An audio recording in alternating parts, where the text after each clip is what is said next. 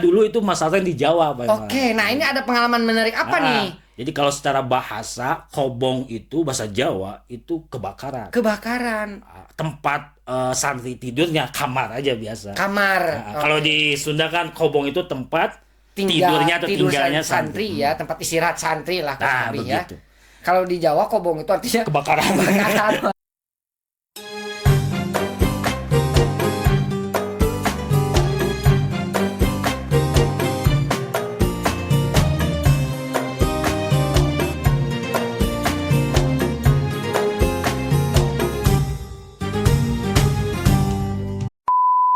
Assalamualaikum warahmatullahi wabarakatuh. Wassalatu wassalamu ala rasulillah sallallahu alaihi wasallam, amma ba'du. Alhamdulillah berjumpa lagi bersama saya Eman Suherman dalam acara ngonten ngobrol tentang pesantren. Alhamdulillah pada kesempatan hari ini kita sudah kedatangan tamu, yaitu salah satu asatid yang ada di Pondok Pesantren Rodotul Ulum. Assalamualaikum. Waalaikumsalam, Pak Kang Yaman. Misbah. Damang Kang Misbah. Alhamdulillah. Alhamdulillah. Alhamdulillah. Saya Kang Misbah. Masya Allah, alhamdulillah, terima kasih Pak Misbah. Sama-sama, Pak Yaman. Sebelumnya telah menyempatkan waktunya di tengah-tengah Siap. kesibukan, menyempatkan waktunya dalam acara ngonten kita kali ini. Gitu. Alhamdulillah. Jadi dalam acara ngonten kita kali ini, Kang Misbah, Siap. dari awal kan kita ini judulnya ngonten, Oke. ngobrol tentang pesantren, Oke. tapi belum ada yang secara secara Komprehensif gitu ya. komprehensif mengenai ngonten ngobrol tentang pesantren, tapi pesantrennya itu sendiri Seperti apa? Oke. apa pesantren itu sih, bagaimana di dalamnya dan lain sebagainya. Siap. Tapi sebelum masuk ke acara inti, nanti kita akan gali informasi itu dari Kang Misbah. Saya ingatkan kembali kepada penonton semuanya yang ada di rumah, bagi yang belum like, komen, subscribe channel YouTube Rodotul Ulum Media, silahkan di like, di komen, and di share supaya ada interaksi di antara kita semua. Kemudian bagi yang belum mengaktifkan lonceng notifikasinya, silahkan diaktifkan biar tidak ketinggalan konten-konten menarik kita yang selanjutnya gitu. Baik, nah sebelum masuk ke pembahasan inti nih Kang Misbah, boleh mungkin diperkenalkan diri terlebih dahulu supaya penonton semuanya tahu narasumbernya siapa serta sebagai apa gitu. Siap, Pak Yaman. Siap. Sebelumnya saya sapa dulu dan salam dulu mungkin ya. Betul. Assalamualaikum warahmatullahi wabarakatuh. Waalaikumsalam warahmatullahi wabarakatuh. Kalau nama saya Misbah Solehudin, Pak Misbah Yaman. Solehudin, betul. Kalau di sini dipanggilnya Kang Misbah. Kang Misbah, siap. Saya di sini itu Pak Iman di Rodotul Ulum sebagai salah satu pengajar. Pengajar, betul. Baik betul. itu sekolah maupun pesantrennya. Wah, luar biasa sekali ini. Alhamdulillah. Mantap, diborong ya. Diborong, betul. Gitu Pak Iman. Jadi sudah ngabdi mungkin bareng ya dengan Pak Iman 2016-an gitu. Nah, betul sangkatan kita. 2016. Betul Kang Misbah, betul. Dulu itu masih biasa ya, kalau santri tuh pesantren ke pesantren yang lain. Betul. Akhirnya ke pesantren Rodotul Ulum. Rodotul Ulum. Awal mulanya khidmah Gitu. sambil mencari ilmu kan ya Pak Iman ya? Betul. Karena seorang santri itu nggak puas-puasnya senantiasa mencari ilmu. Betul Kang. Begitu ya, Pak Iman? Betul Kang Misbah. Alhamdulillahnya juga saya dapat istri di pesantren ini. Pak. Alhamdulillah, masya Allah, luar Kayaknya biasa kita sekali. senasib ya Pak Iman. Sama kita Kang Misbah, sama. Alhamdulillah ya. Ilmunya alhamdulillah dapat, Iya. istri pun Dapat, alhamdulillah. Bonusnya Bonusnya Kang itu ya, Misbah. Pak Iman. Betul. Karena sebagai santri itu Pak Iman ya, dulu itu dihina Pak Iman. Wah, Iya, sebagai santri ketika di pondok pesantren itu ya namanya santri kan di pesantren itu ya penyakit kulit kena ya. betul. Gatal-gatal gitu boleh kan. di-spill penyakit kulitnya itu apa namanya Kang Kayak Misbah? buduk Pak Iman ya. BDG. BDG itu kan udah familiar ya Oke. kalau di dunia pesantren. Baik Kang Misbah, saya potong dulu nanti. Siap. Itu ada di segmen berikutnya. Oke, Cuman siap. supaya lebih terfokus, saya ingin tahu dulu nih, karena episode kita dari awal Oke. sampai hari ini itu belum ada yang membahas spesifik tentang pesantren itu apa sih? Pesantren. Kemudian di dalamnya itu seperti apa dan bagaimana awal mulanya pesantren itu ada, mungkin ini cakupannya nasional gitu. Oke. Jadi sejak kapan sih pesantren itu ada atau istilah pesantren itu dikenal oleh kalangan masyarakat? Nah, begini Kang Misbah. Oke, siap. Jadi pesantren itu secara definisi mungkin ya. Nah, apa itu Kang Misbah? Pesantren, kalau kita secara tradisi kepesantrenan, Betul, kalau betul, kita ingin mengetahui sesuatu, itu ada metodenya sendiri, Pak Iman. Oh, ada metodenya Ada sendiri. metode sendiri. Ya. Apa aja tuh metodenya Kang Seperti Misbah? gini, kalau kita ingin, sebelum kita ke pesantren ya, Ya, betul. kita ingin mempelajari satu ilmu fikih misalkan. Betul. Kita harus tahu apa itu definisi fikih, Betul, apa betul. itu korelasi antara fikih dengan ilmu yang lain, Betul, dan betul, manfaat ilmu fikih tersebut gitu ya. Nah, betul. Kalau kita dimasukkan ke dalam pesantren, Iya. kita ingin menggali apa itu pesantren. Betul. Kita menggunakan analisa seperti itu ya. Betul. Boleh Pak Iman ya? Siap mangap. Kalau di Justru- pesantren gini Pak Iman, ada metodologi yang namanya itu Mabade Asyarah.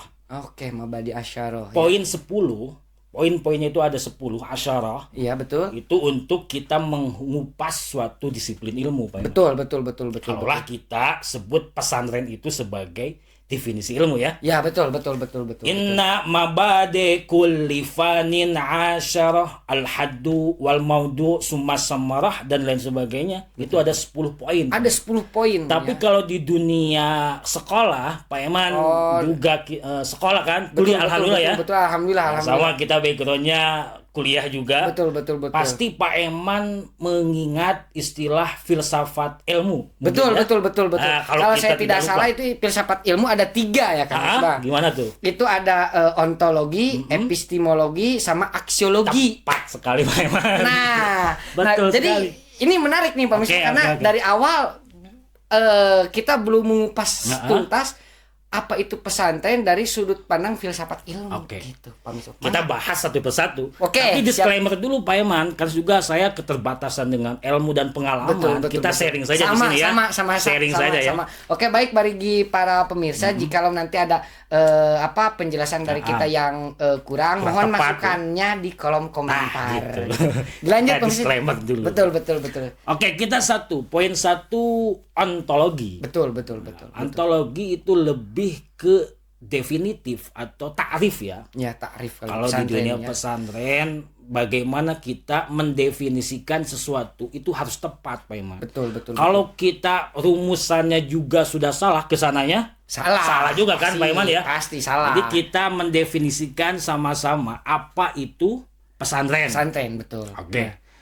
Pesantren kalau kita definisi itu ada etimologi, Pak Iman, Betul, ada terminologi. Terminologi. Ya. Kalau dunia pesantren ada lughah dan istilah. Nah, gitu ya. Jadi pesantren secara lugoh dan Bahasa dan istilah. itu bagaimana Kang Oke. Misbah? Satu, itu menurut para ahli ya. Betul, Saya betul, kutip para ahli, itu santri itu, pesantren itu akar kata dari santri, Pak Iman. Oh, akar Akar katanya dari santri. santri. Santri Ya, betul. pun itu berbeda-beda pandangan menurut para ahli, Pak Iman. Oh, berbeda-beda. Jadi ada santri itu artinya dari bahasa Jawa. Iya. Santri itu dulu ketika sebelum Islam datang ke Indonesia, Pak Iman, Betul. itu kan nggak ada Islam ya, nggak ada pesantren ya. Betul. Dulu itu agama apa sebelum Islam datang, Pak Iman? Karena mohon maaf Pak Iman juga ini ilmu sejarah jurusannya ya. Betul, Pasti betul, lebih Pak paham Misbah. kalau mengenai sejarah. Baik, nah jadi Gimana tuh? sedikit saya ini kan ya mengenai jadi pesantren itu dulu sebelum Islam masuk kan secara di abad awal-awal itu dari mulai kepercayaan animisme dan dinamisme, Oke. kemudian Hindu Buddha masuk, kemudian disusul oleh Islam dan lain sebagainya. Nah, kita fokuskan ke pesantren. Nah, berdasarkan sepengetahuan saya gitu Oke. Kang Misbah. Siap. Istilah pesantren itu muncul ketika Islam datang. Oh. Nah, sebelum Islam datang, itu istilahnya bukan pesantren Pak Misbah, tapi itu kalau di Jawa itu namanya sanggar. Sanggar. Berbeda dengan di daerah Sumatera. Kalau di Sumatera itu di sekitaran Aceh, Sumatera bagian utara itu namanya kalau saya tidak salah Dayah, tapi secara arti itu sama, yaitu tempat atau untuk mencari ilmu. Tempat untuk mencari ilmu, atau hari ini kita menyebutnya sebagai lembaga pendidikan. Itu kurang lebih yang saya tahu, itu awal mulanya gitu, berkembang. Bahkan ada yang mengistilahkan, saya kutip dari Bapak Nurholis Majid. Betul. Itu santri itu awal mula dari bahasa Jawa. Cantrik. Cantrik itu artinya apa? Orang yang mengikuti gurunya. Orang yang mengikuti, atau murid yang mengikuti gurunya. Okay. Ada juga yang bilang bahwa santri itu dari bahasa Sanskerta. Sanskerta itu santri. Nah, ya. Satri, Pak Iman. Sin HTRI. Satri gitu itu ya. Dalam bahasa Sanskerta. Dulu sebelum Islam datang, santri ini orang yang mempelajari ilmu agama Hindu. Oke. Ya kan? Nah, mungkin kalau dikaitkan tadi namanya atau tempatnya itu adalah sanggar. Ya, itu masuk. Muridnya disebut santri. Itu bahasa Sanskerta. Dalam bahasa Sanskerta. Ya, ketika waktu demi waktu diadopsi oleh betul. Islam, santri, nah gitu ya. Tempatnya dinamakan pesantren. Ada juga dari bahasa Inggris, sun artinya matahari kan ya. Tri artinya tiga. Itu iman, Islam, dan ihsan. Jadi matahari itu sumber gitu ya, sumber kehidupan. Betul. Yang tiganya itu santri wajib punya 3 aspek, yakni iman, Islam dan ihsan. Nah, gitu Pak Iman. Mantap sekali Pak Misbah. Ini mungkin jadi segmen yang mungkin berbobot gitu mungkin sedikit. Sedikit lah udah berbobot. Oke. Silakan dilanjutkan Pak Misbah. Kemudian tadi kan secara ontologi atau definitif tuh sudah ya mengenai pesantren. Maaf saya tadi koreksi, Dayah itu untuk di wilayah Padang hari ini. Padang hari ini. Kalau di Sumatera bagian utara, di Aceh dan lain sebagainya itu beda lagi. Namanya karena saking lama saya lupa lagi. Nanti mungkin saya buka baca lagi. Siap. Gitu. Kalau ada yang tahu boleh komen aja. Nah, bagi yang tahu itu bisa di komen ya? di kolom komentar gitu ya. Oke. Nah, itu santri Pak. Sekarang pesantren nih. Ruang lingkupnya gitu. Nah, yang dinamakan pesantren itu harus ada kriteria. Betul. Tidak bisa suatu lembaga manapun dinamai pesantren. Jadi tidak ujuk-ujuk kalau dalam bahasa Sunda ya gitu ya Pak. Betul. Nah, itu bagaimana Pak Misbah? Kalau syarat sahnya menurut Carter atau budaya ya. Kita dari budaya. Itu pesantren itu harus ada kiai Pak Iman. Harus ada kiai. Ajengan kalau di Sunda ya. Ya, betul. Kalau di mana itu di luar Abuya, Banten betul. Itu sama aja. Harus ada ajengannya atau kiainya dan rumahnya. Rumah ajengannya gitu. Jangan sampai ada lembaga, ada santri tapi rumah ajengannya di mana gitu nggak ada. Itu harus tetap ajengan dan rumahnya itu di situ. Kalau dalam bahasa akademisnya kalau saya tidak salah itu disebut sebagai primus inter paresnya gitu. Apa itu primus inter pares? Itu adalah sosok yang mempunyai karismatik tinggi atau bisa dikatakan juga sebagai pemimpin gitu. Figur ya. Lebih kepada public figurnya gitu. Oke, silakan dilanjutkan Pak Misbah. Oke, Pak Iman. Lupa lagi saya. Nah, tadi kan pesantren sudah nih. Pesantren. Rumah ajengan ya. Rumah ajengan. Ajengan dan rumahnya. Betul. Jangan nomaden.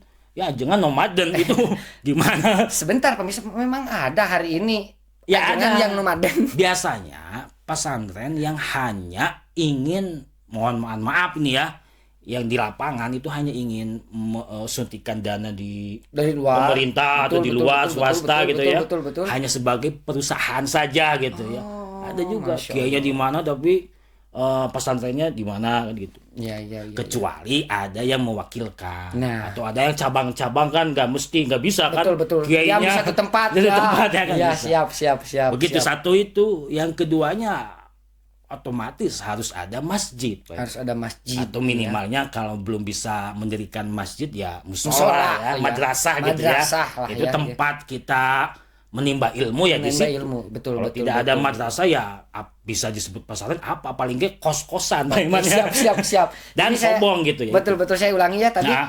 kriteria pesantren itu satu harus ada pemimpinnya atau Pemimpin, kiainya. kiainya. Kalau ajengannya Ajengan. kalau di Sunda ya, kemudian ada rumahnya, Ada rumahnya. kemudian ada masjid. Masjid. Kalau masjidnya belum ada ya minimal mungkin ada masjid atau madrasah Nah, tempat para santri atau muridnya itu menimba ilmu. Menimba ilmu. Kemudian ada rumahnya ya, rumahnya. ada rumah Atau kobong gitu. kiai, Jadi rumah kiai udah. rumah kiai sudah Atau rumah selanjutnya santri disebut kobong. kobong. Nah, itu tempat tinggal santri itu disebutnya Kobong. kobong. Nah, Tapi Pak Iman, kobong bahasa Jawa artinya kebakaran Pak Iman. kobong. Saya baru Ya. tahu Kang Misbah Jadi, itu. saya dulu itu masalahnya di Jawa Pak Iman. Oke, nah ini ada pengalaman menarik apa nih? Jadi kalau secara bahasa kobong itu bahasa Jawa itu kebakaran. Kebakaran Tempat santri tidurnya kamar aja biasa. kamar. Nah, kalau di Sunda kan kobong itu tempat tidurnya atau tidur tinggalnya santri ya, tempat istirahat santri lah kurang Nah, lebih ya. begitu. Kalau di Jawa kobong itu artinya Kebakaran. kebakaran, Masya Allah. Beda ya. Beda, Nah, gitu. beda. Siap. Ada lagi Pak Iman tadi itu apa? Coba simpulkan dulu nih. Nah, jadi kan tadi syarat daripada sebuah Pesantren. pesantren itu tadi harus ada pemimpinnya atau kiainya, Berikut rumahnya berikut ya. rumahnya, kemudian ada masjidnya, Ada atau masjidnya. paling enggak ya madrasahnya, Madrasahnya. kemudian ada Santri apa, dan santri dan juga Tempatnya tempat juga. tidurnya atau tempat istirahatnya Nah, mungkin gitu. Itu lah ya. aja itu bisa Gitu. disebut pesantren. Pesantren. Oke. Tapi ada syarat lagi dari pemerintah, syarat administratifnya Pak Oh Iman ya ya. betul, surat izin Surat dan segala izinnya, macamnya BO, ya. apa namanya itu, IOP-nya. IOP-nya, Izin operasional pesantren. pesantren. Ya, Betul. Karena betul. Pak Iman alhamdulillah ada yang namanya undang-undang pesantren Pak Iman. Nah, ya betul. Ya. Saya pernah Nah, tahu tuh ya. undang-undang pesantren tuh. Jadi secara administratifnya juga harus ditempuh, kulturnya juga harus ditempuh. Itu bisa dinamakan dengan pesantren. Begitu. Pesantren. Kurang lebih ruang lingkupnya Pak Ruang Iman, ya. lingkupnya seperti itu ya. Nah, saya sedikit menambahkan nih Pak Misbah mengenai istilah pesantren ya. Oke. Sebetulnya istilah pesantren itu ya pertama kali digunakan itu ketika masa kolonial, itu sekitar abad ke-17. Ini saya ngutip dari Oke. bukunya Pak Ahmad Baso Ah, dengan judulnya Culture Studies Pesantren gitu. Nah, di dalam buku tersebut dijelaskan bahwa sekitar abad ke-16 dan ke-17 itu di pesisir utara Jawa sudah banyak pesantren-pesantren. Kurang lebih sudah ada sekitar 1.700 pesantren besar dan kecil gitu Pak Misbah. Nah, kalau kita kaitkan sebagai lembaga pendidikan Oke. pesantren tersebut, jadi kan kita hari ini mengenalnya sebagai lembaga pendidikan ya, Oke. baik formal maupun non formal gitu ya. Jadi pendidikan atau lembaga pendidikan di Indonesia kita hari ini dulu itu namanya sebelum pendidikan itu ada pesantren. Tapi ini yang menarik tadi, kalau pesantren itu penyebutan sebuah nama lembaga khusus di Pulau Jawa. Oh, gitu ya. Iya. Itu Pulau Jawa. Nah, di luar Pulau Jawa seperti yang tadi dikatakan, seperti misalkan di Padang dan juga di Aceh Itu berbeda-beda. berbeda-beda lagi. Nah, kalau di Padang itu namanya Dayah. Daya. Dayah gitu. Tapi fungsinya sama. Fungsinya gitu. sama ya. Fungsinya sama, yaitu tempat para murid untuk menuntut ilmu kepada gurunya gitu, Pak Misbah. Oke, gitu. Ya. Nah, siap lah. Nah, kemudian sekarang di dalam pesantren itu ada apa saja sih Pak Misbah? Secara tarbiyah atau secara pendidikannya. Mungkin bisa diceritakan dari dulu sama hari ini. Oke. Pasti itu kan berbeda ya. Pasti berbeda. Pak. Konsep pendidikan pesantren zaman dulu dengan konsep pendidikan pesantren hari Zaman ini. Nah, bagaimana itu Pak Misbah? Ya, mungkin secara garis besar itu sama-sama saja ya. Nama Betul. pesantren itu ya emang gitu-gitu aja. Maksudnya mempunyai konsep tersendiri Betul, pesantren kan. Berbeda dengan sekolah biasa gitu. Sekolah Betul. formal itu kan Betul, berbeda. Berbeda lagi. Betul. Mungkin dari culture-nya Pak Iman. Oh, dari culture, Ya, dari namanya budaya budaya ya, ya. dari budaya. Karena gini Pak Iman, pesantren itu adalah suatu budaya yang berbeda dengan masyarakat sekitarnya Pak Iman. Oke. Jadi kalau istilah kayak saya kutip istilahnya Ki Haji Abdurrahman Wahid, itu pesantren itu adalah subculture. Jadi ada budaya di dalam budaya, gitu ya. Oke. Gitu ya. Contohnya gini, di Rodotul Ulum ya. Rodotul Ulum itu nama pesantren. Pesantren. Kampungnya Cisasawi. desanya Cihanjuang. Cihanjuang kan. Iya.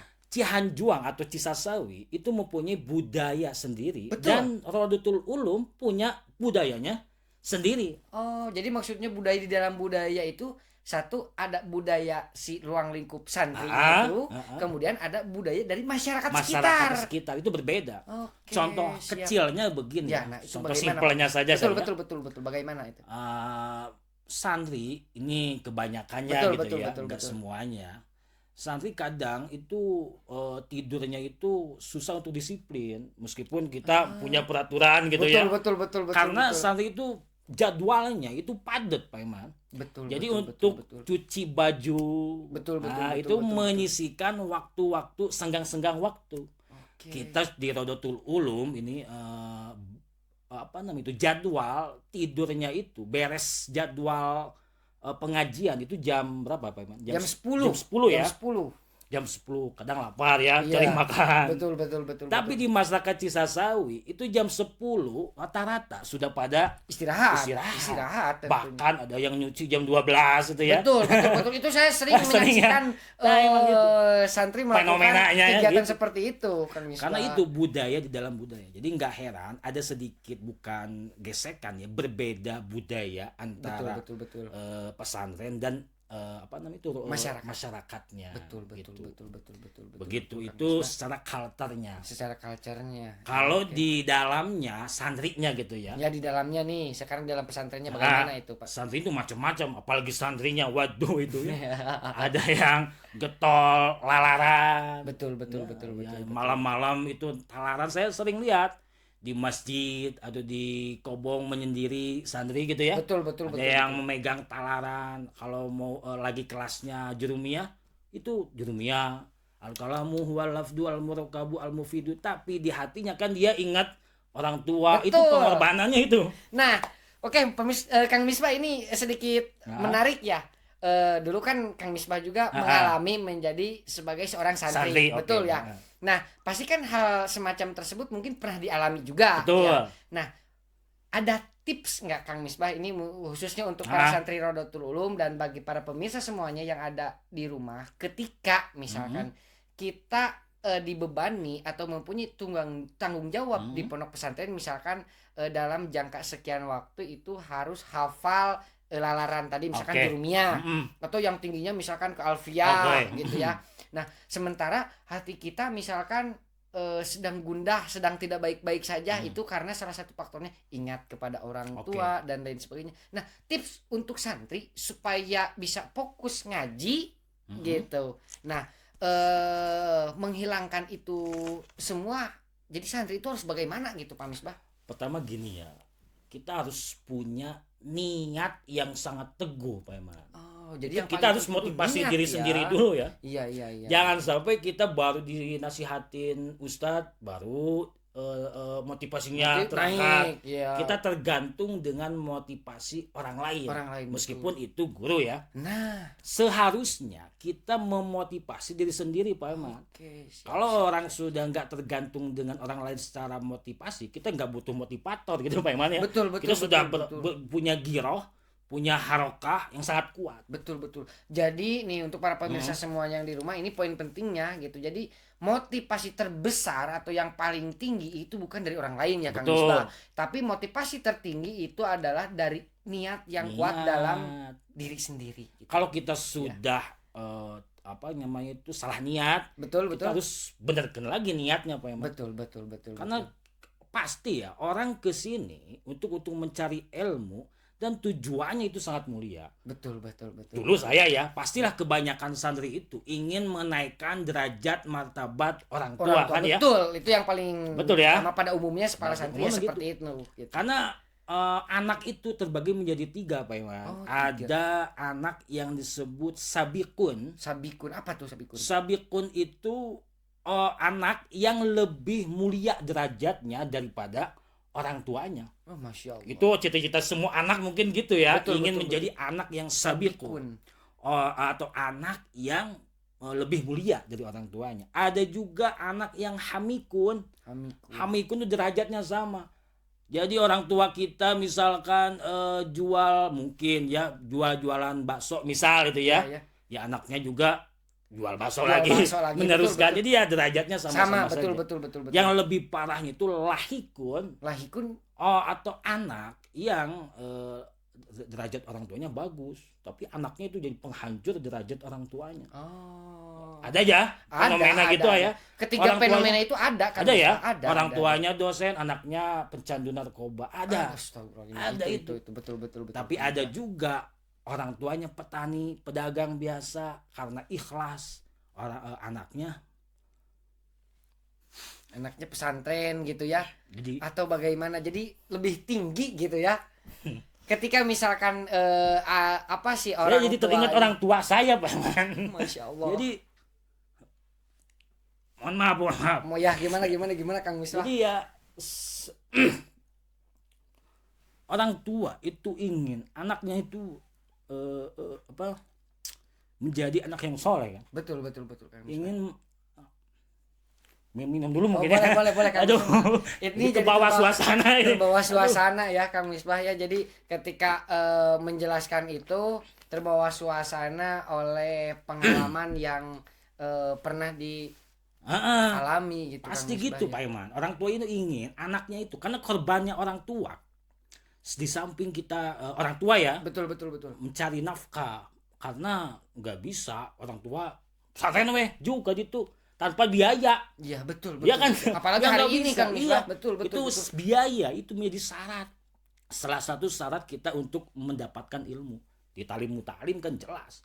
Alala tanalul ilma illa bisitatin. Jadi ada 6 orang syarat orang yang ingin mempunyai ilmu. Salah satunya itu bulughah. Bulughah itu adalah biaya, bekal. Betul. Jadi nggak bisa. Nih saya pesantren kan ke Rodotul Ulum, cul we gitu kan nggak Iya, bisa. Betul. Gitu ya. Orang tua korbannya mencari nafkah. Nafkah. Terus ada harapan tersendiri kan, Betul. ingin anaknya menjadi lebih baik Lebih daripada baik. dirinya kan. Betul. Dan itu waktunya Pak Iman itu karena ada SD ya Pak Iman, Ada sekolah SD. SD.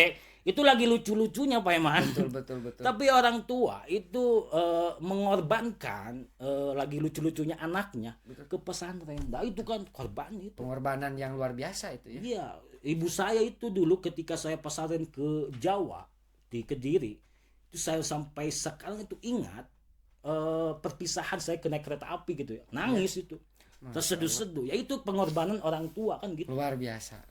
Jadi Kang Misbah, ya. itulah Pak Iman lah. Betul, Seperti betul, itu Pak Iman. Iya. Oke, nah itu kan di dalamnya. Nah, sekarang secara sistem pendidikan nih, Kang Oke. Misbah. Bagaimana sistem pendidikan pesantren itu dari segi nasionalnya dulu deh. Baru nanti kita masuk ke Rodotul Ulum, Kang Misbah. Nah, jadi sistem pendidikan pesantren itu secara umum bagaimana, Kang Misbah? Gini. Alhamdulillah dulu saya menjadi santri gitu ya di sini juga di Rodotul Ulum saya juga menjadi santri. Betul, Tapi ada job desk selanjutnya itu menjadi guru mungkin ya. Pengajar Gitu ya. Betul. Di pesantren itu Pak Iman bukan hanya transfer ilmunya saja, Oh, bukan hanya taklimnya saja, betul. tapi ada yang paling penting itu tarbiyahnya Pak Iman. Oke, Ada pendidikannya. pendidikannya, Ya, betul. ada taklim, ada tarbiyah, dan ada takdib.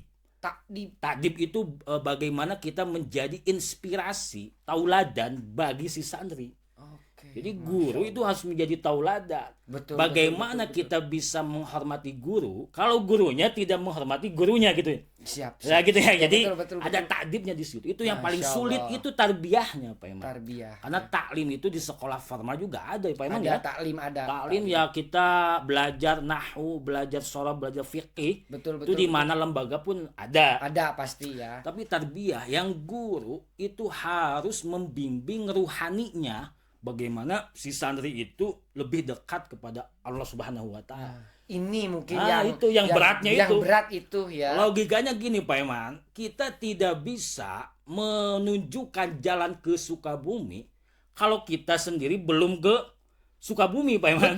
Betul Kang. Secara teori bisa lah, kita Google Maps juga bisa ya Pak. Iya. Tapi kita nggak tahu sedetailnya itu di daerah itu ada tempat untuk kita membeli oleh-oleh misalkan. Iya, betul. Atau ada lampu merah yang lama atau ada begal, kan kita tidak tahu. Betul. Tapi murabi, orang yang membimbing muridnya secara ruhaninya, itu harus nyampe dulu ke Sukabumi dan berjalan. Betul.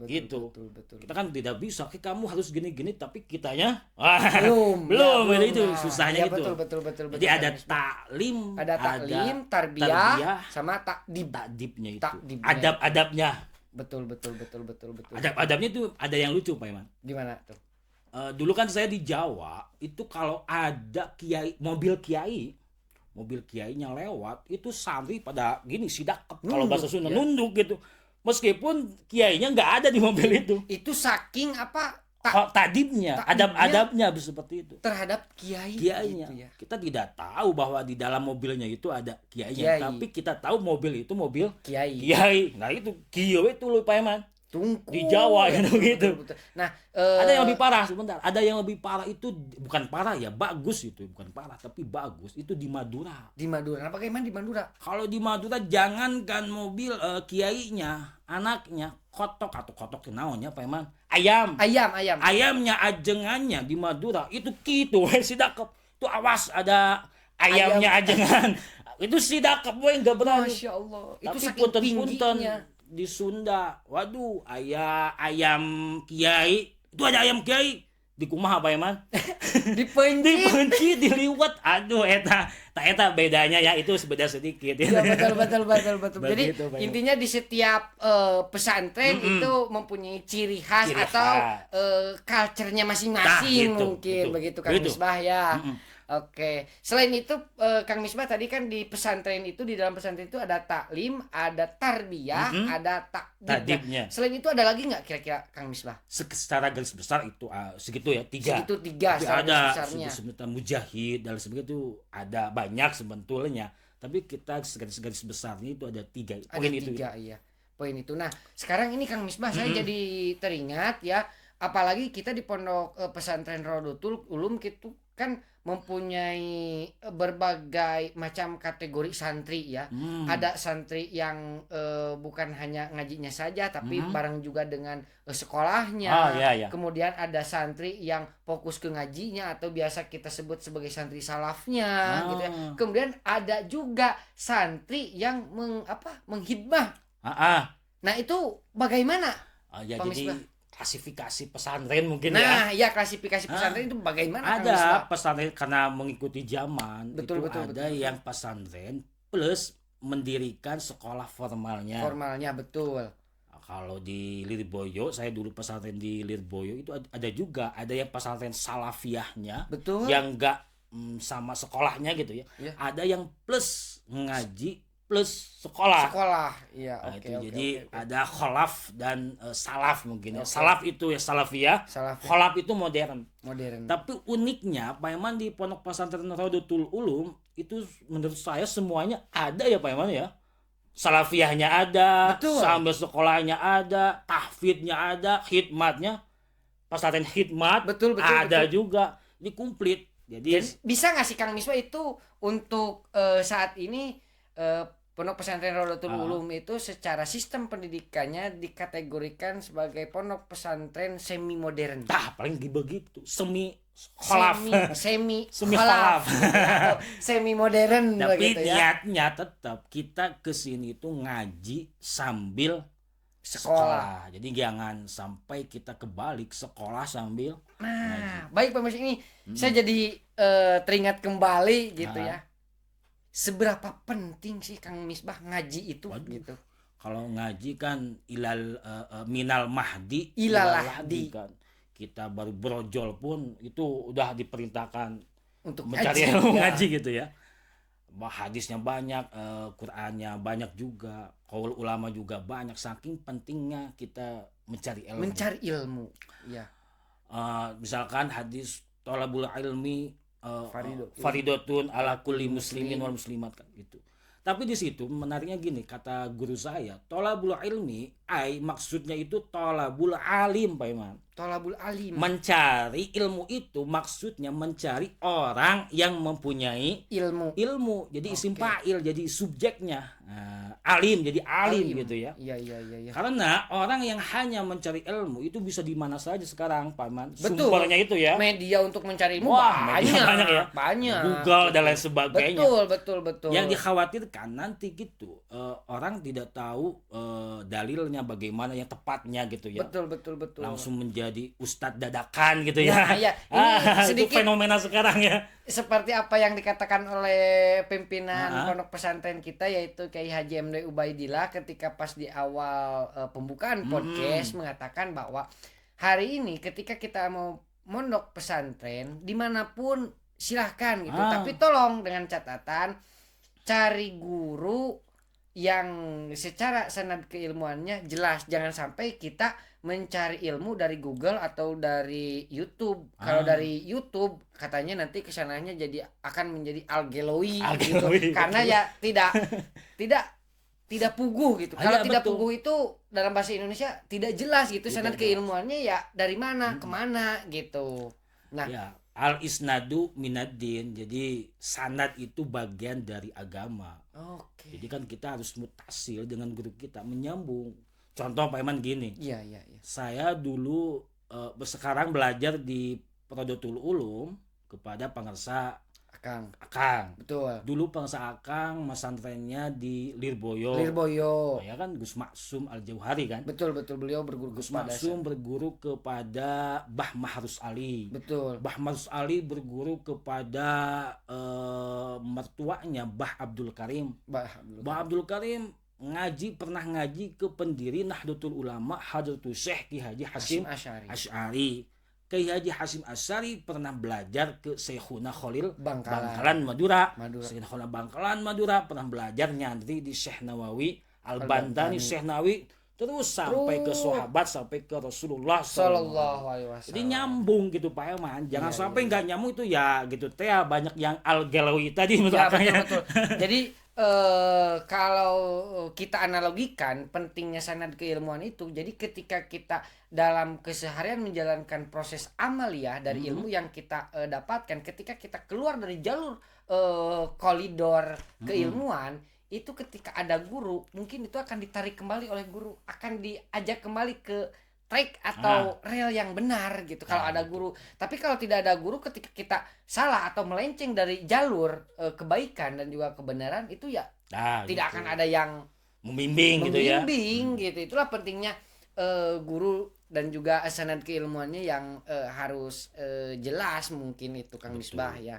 Bahkan menurut saya orang yang ingin atau orang yang alim, tidak bisa orang itu menjadi alim kalau tidak pernah pesantren. Betul. Tidak bisa orang menjadi ulama kalau tidak pernah pesantren. Karena al ulama warasatul anbiya. Kan ulama itu pewaris para nabi. Tidak bisa menjadi ulama pewaris nabi tadi kalau tidak pernah pesantren. Santri gitu ya. Iya betul. Berarti santri warasatul ulama. Santri sebagai pewaris ulama. Natijahnya kalau kita main logika gitu ya, mantik gitu ya, jadi ada silogisme Pak Iman kalau masih ingat ya. Ada premis mayor, premis minor kan. Ada konklusinya, kesimpulan. Kalau kita misalkan premis minornya al ulama warasatul anbiya. Premis mayorna tadi itu apa? As-santri warasatul ulama. Konklusina atau natijahnya berarti as-santri warasatul anbiya. Santri itu pewaris para nabi. Begitu. Berarti pesantren wajib, karena kalau ingin menjadi ulama pesantren nyantri wajib. Ya gitu Pak Iman. Betul Kang Misbah nih. Oke. Untuk selanjutnya Kang Misbah nih, ketika kita berbicara pesantren atau tentang ke pesantrenan, pasti kan pesantren tidak bisa dilepaskan dari santri. Karena ya kalau kita menyebut itu sebuah pesantren, otomatis kan harus ada santrinya. Kalau kita menyebut seseorang itu adalah santri, pasti ditanya pesantrennya di mana. Jadi kan itu satu kesatuan yang tidak dapat dipisahkan.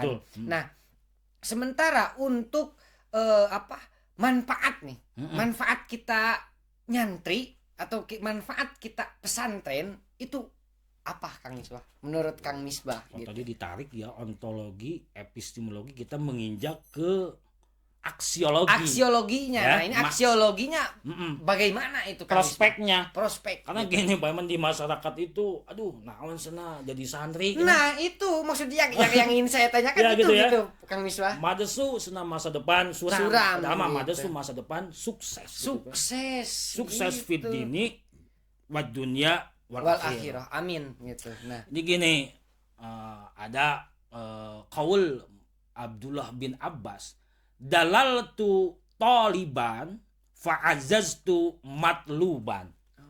Yang artinya dulu ketika kita nyantri itu dihina, dalaltu taliban, kita itu dihina, dipandang sebelah mata, direndahkan. Nau jeung santri mah budug gitu nya. Betul Kang. Tong kawin jeung santri mah teu bisa neangan duit gitu dah gitu nya. Banyak fenomena di masa seperti itu. Betul Kang Misbah. Tapi kedepannya wa fa'ajaztu matluban, tapi kedepannya ketika beres di pesantren fa'ajaztu matluban, kita akan dicari, Pak Iman. Masya Allah. Ya ajeng pangersa akang dulu itu ya santri ya dihina, Pak Iman ya. Betul. Saya juga dulu nyantri ya dihina.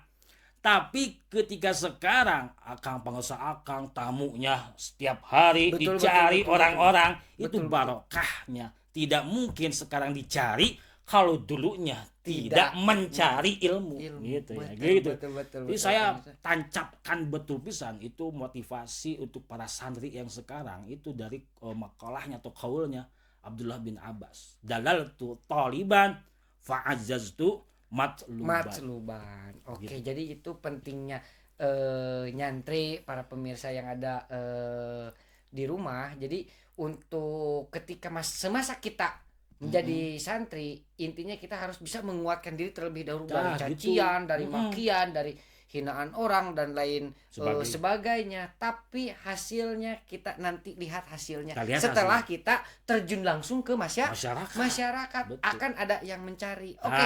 Nah, itu contoh yang paling sederhananya, Kang Misbah. Mungkin bisa saya analogikan seperti ini. Bagaimana tuh? Ketika kita nyantri pulang ke rumah masing-masing, Kang Misbah, kemudian tetangga kita tahu bahwa kita ini pernah nyantri, dan kemudian di suatu kampung atau di rumahnya itu ada contoh misalkan ada yang meninggal dunia dan lain sebagainya. Kebetulan di kampung tersebut misalkan tidak ada ustadz atau tidak ada kiai setempat, pasti kan yang namanya keluarga ingin memprosesi si mayit itu kan dengan sempurna sesuai dengan ajaran Islam. Betul. Nah, kalau ada santri itu kan pasti yang dipanggil santri. Pasti yang dipanggil santri. Makanya santri harus siap.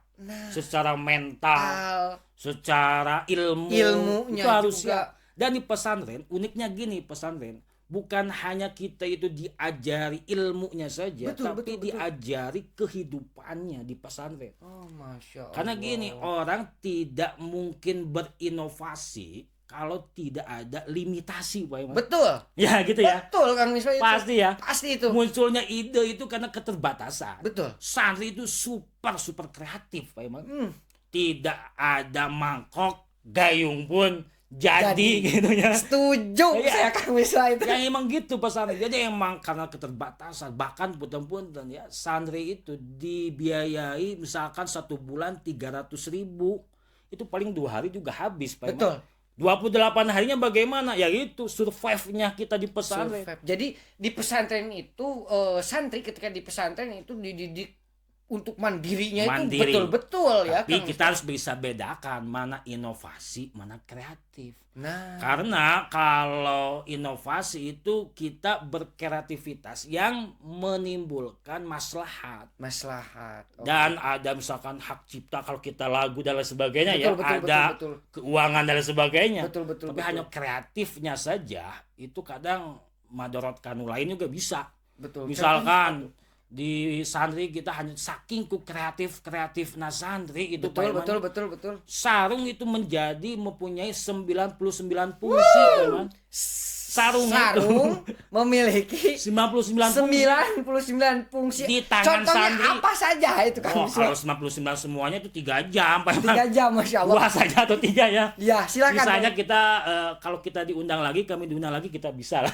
Oke, atau nanti kita jelaskan di kolom komentar ya. Oke. Contohnya ya otomatis fungsi yang pertama dan yang paling utama ya sarung untuk ibadah, Untuk Pak Iman, ibadah ya, Untuk sholat, ngaji, dan lain sebagainya. ya, oke. Tapi di tangan santri sarung itu bisa jadi bantal, selimut, bisa jadi kalau kita heureuy nya iya, yang srepetan itu nya. Srepet. Nah, gitu. Srepet. Bisa itu. Kalau kita ingin misalkan ambil buah tetangga, jadi ini ninjaan teh apa emang? Betul Jadi Kang Misbah, sangat betul. tapi itu tidak inovasi, hanya Tidak kreatif. inovasi, hanya kreatif Tapi saja. itu timbulnya inovasi dari kreatif. Kreatif. Gitu. Nah, Oke. gitu Pak Iman. Jadi santri itu serba bisa. Nah, Oke. tadi teh pertanyaan Pak Iman, ketika santri dihadapi fenomena masyarakat, misalkan tadi kan mengurus jenazah gitu. Betul. Misalkan ada suatu event atau acara PHBI Muludan. Betul. Muludan.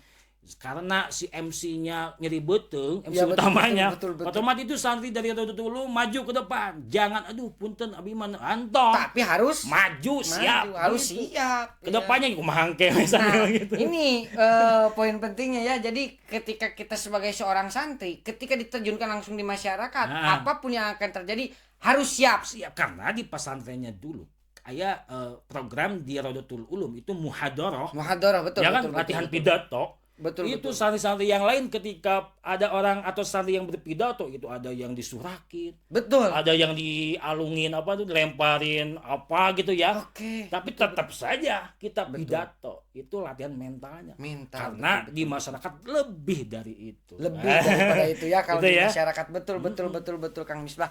Nah, ini saya jadi teringat ketika di pembukaan podcast ini oleh pengarsa Akang langsung, beliau mengatakan bahwa santri itu tidak mesti semuanya harus jadi kiai, tapi santri juga harus bisa menduduki Leading bidang-bidang sektor manapun. sektor apapun, Iya. TNI, polisi Betul. dan lain sebagainya Betul, gitu Pak Misbah. Nah, mungkin hari ini tadi juga sempat disinggung di beberapa kalangan masyarakat masih ada yang berpandangan bahwa santri itu tadi madesu dan lain sebagainya. Ini ada nggak Pak Misbah tips and trick atau kesan pesan yang ingin disampaikan untuk para santri, khususnya untuk para santri Rodotul Ulum dan umumnya untuk semuanya, supaya santri itu tidak dipandang madesu lagi. Jadi harus bagaimana Kang Misbah gitu. Mangga. Pertama, santri itu kita sekaligus menjawab pertanyaan Pak Eman, saya kutip dari Abuya Dimyati Betul Cidahu Kang Misbah. Banten. Betul. Itu santri itu dari sin itu satrul aurah, Iya. jadi menutup aurat gitu ya. Pertama betul, itu. Kalau kita eksplorkan maksudnya menutup aurat, kita harus berpakaian rapi. Betul, Jangan betul. sampai santri itu aduh nya kucel, nya bau gitu nya Pak Eman. Betul Kang Misbah. Ya harus rapi, ya wangi. Itu kan diajarkan Kanjeng Nabi kan. Betul. Sunnah kan. Disunahkan Nah, ya. harus berpenampilan rapi. Betul, harus betul, punya betul. muruah. Iya. Itu wibawa. Dan Iya. ifah itu menjadi remnya seorang santri. Oke. Jadi ifah itu bisa memfilter, kalau di komputer mah ada antivirusnya gitu Betul, ya. betul. Jadi itu kabawaku sabakaba santri mah. Jadi santri itu harus bisa mewarnai, jangan diwarnai gitu. Harus bisa mempengaruhi, jangan terpengaruhi gitu ya. Oke, Dipengaruhi gitu. siap. Jadi santri harus bisa, kalau kita santri misalkan di ketika apa namanya itu misalkan di stadion misalkan Betul, gitu ya, betul. santri di stadion nonton Persib misalkan ya. Ya waktunya sholat, ayo kita sholat dulu misalkan gitu. Harus bisa mengajak. Nah, gitu ya. Itu santri satrul aurah. Jadi kita bisa menjaga dari pergaulan. Maksudnya gitu kalau kita explore ya. Iya. Bukan hanya fisiknya saja harus kita tutup, auratnya saja, tapi aurat pergaulan misalnya. Ya, betul, aurat pemikiran. Betul.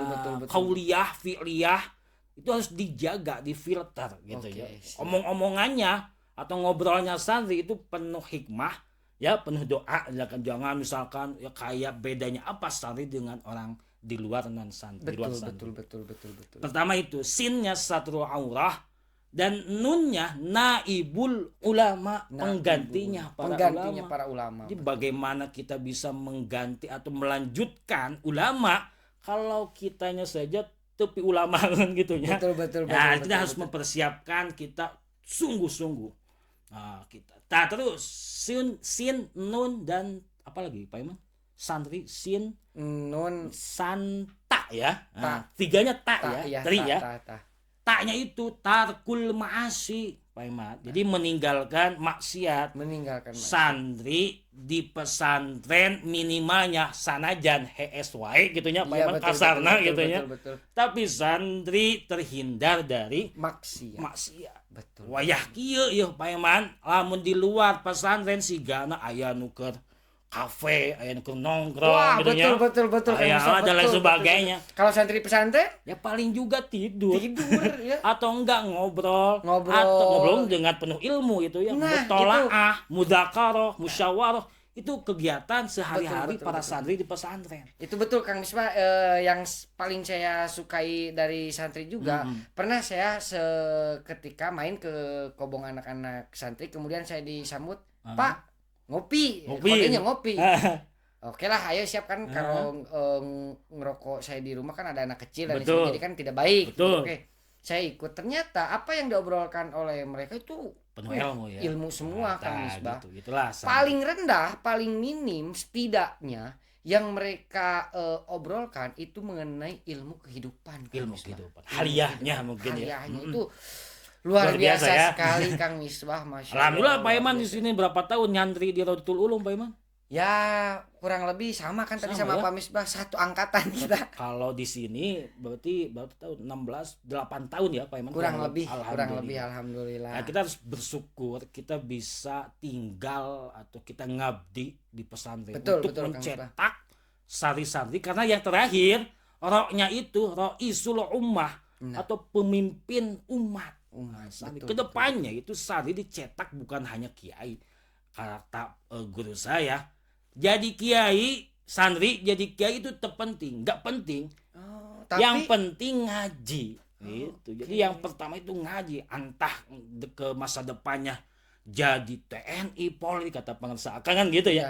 Yang penting ngajinya atau identitas sebagai santrinya jangan ditinggalkan. Jangan dilepas Pak Iman. Gitu ya, Roisul Ummah. Kita di Indonesia juga Pak Iman ada presiden juga jadi santri ya. Betul. Itu kalau saya tidak lupa itu presiden keempat ya, Kiai Haji Abdurrahman Wahid. Betul. Sekarang wapres siapa? Kiai Haji Ma'ruf Amin itu apalagi ya? Kiai Haji Ma'ruf Amin wapres sekarang yaitu dari santri. Jadi itu salah satu bukti bahwa santri itu tadi tidak madesu ya, atau tidak mempunyai depan suram. Justru madesu itu adalah sukses. Bukan hanya di dunia. Di akhirat. Itu yang paling penting ya, Pak Iman ya. Luar biasa sekali. Jadi pemikirannya itu bukan hanya bagaimana kita mencari uang untuk menafkahi. Itu mah kecil Pak Iman, santri mah. Tidak memikirkan seperti itu, hal kecil gitu ya.